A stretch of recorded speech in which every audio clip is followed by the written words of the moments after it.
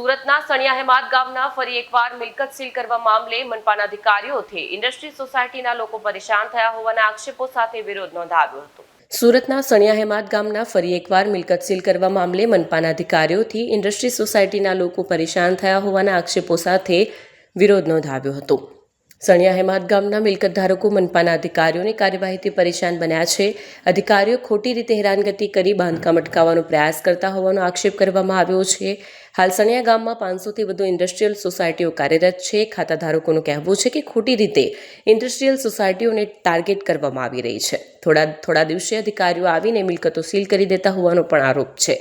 Cottage industry માટે મંજૂરી હોવા છતાં અને કોટેજ ઇન્ડસ્ટ્રીનું જ કામ થતું હોવા છતાં અધિકારીઓ ઉદ્યોગકારોને કેમ પરેશાન કરે છે તે સમજાતું નથી, એવો સવાલ ઉદ્યોગકારો ઉઠાવી રહ્યા છે।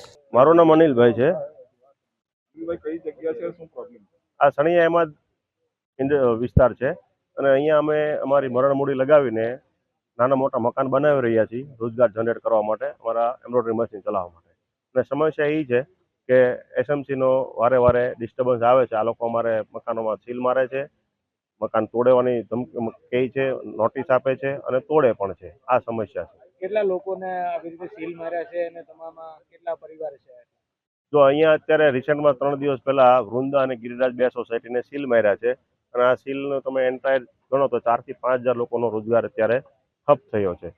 તો આ 4-5 હજાર લોકો ઉપર XYZ જવાબદારી હોય એ તો બધાને ખબર જ હોય, ઘર ચલાવવા એના માટે શું જવાબદારી હોય। એની સિવાયની મકાન માલિકો ઉપર બેંકની મોટી જવાબદારી છે કે જો આ ન ચાલુ થાય તો ડિફોલ્ટ સિવાય એનો કંઈક રસ્તો ન રહે। કારણ કે થોડા ઘણા પૈસા આવે ને થોડા ઘણી લોન બોન લીધી હોય, અંદર જે મશીનરી છે બધી નવી મશીનરી છે, ગવર્મેન્ટની પ્રોત્સાહન સ્કીમમાં એની ઉપર લોન લીધી હોય તો મશીન બંધ રહે તો હપ્તા નીકળે। સીલ મારવાનું શું કારણ હોય છે? સીલ મારવાનું કારણ મોટા એવું છે કે અમુક લોકોએ આરટીઆઈ કરી અને જે કાંઈ એના ધારાધોરણમાં આવતા હોય એ ધારાધોરણ આરટીઆઈ કરી અને તોડપાણી કરવા માટે સીલ માર્યા હોય એવું લાગે છે।